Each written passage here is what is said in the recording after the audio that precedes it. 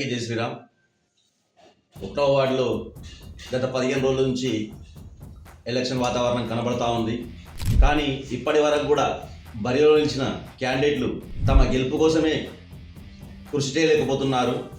రేపు మీ సమస్యలపై ఏ విధంగా పోరాడతారని చెప్పేసి నేను ప్రశ్నిస్తున్నాను. వార్డు ప్రజలారా, మీరు గమనించండి.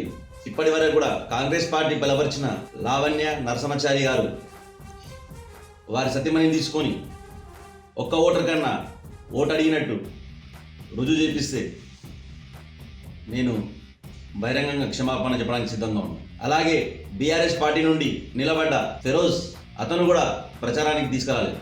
భారత రాజ్యాంగం మహిళలకు గౌరవాన్ని కల్పించాలన్న ఉద్దేశంతో రిజర్వేషన్లో భాగంగా మహిళలకు జనరల్ సీట్గా కేటాయించిన ఈ స్థానంలో వాళ్ళ గెలుపు కోసమే కృషి చేసుకోలేని క్యాండిడేట్లు మిమ్మల్ని ఏ విధంగా న్యాయం చేస్తారో మీరే ఆలోచించుకోవాలి. గత 15 రోజుల నుంచి కూడా మేము భార్యాభర్తలం ఇద్దరము మీ వార్డులోనే ఉంటూ ప్రతి ఓటర్ను 4-5 సార్లు కలవడం జరిగింది. మీరు నాకు పూర్తి సహకారాన్ని ఇస్తే మున్ముందు కూడా ఇదే చలాకితనంతో వార్డులో ప్రతి పనిని విజయవంతంగా పూర్తి చేస్తానని, ఎలాంటి సమస్యలు లేకుండా ముందుకు తీసుకెళ్తానని చెప్పేసి వార్డు ప్రజలకు నేను దైవసాక్షిగా ప్రమాణం చేస్తున్నాను. మీరు గమనించేసి ఒకటే, ఇప్పటి వరకు కాంగ్రెస్ పార్టీ అభ్యర్థి కానీ బీఆర్ఎస్ పార్టీ అభ్యర్థి కానీ మిమ్మల్ని వచ్చి ఓటు అడిగిందా?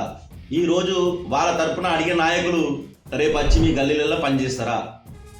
మీరు వచ్చిన క్యాండిడేట్ను నిలదీస్తారా? లేకపోతే ఎవరైతే బాజిరెడ్డి గారి తరఫున నిలబడ్డ ఫెరోజ్కు, లేకపోతే పోచారం శ్రీనివాసరెడ్డి తరఫున నిలుచున్న నరసింహాచారికి మీరు పనులు చెప్తారా? లేకపోతే పోచారం శ్రీనివాసరెడ్డికి బాజిరెడ్డి గోవర్ధన్కి పనులు చెప్తారో మీరే నిర్ణయించుకోవాలి. జై శ్రీరామ్. భారత్ మాతాకి జై.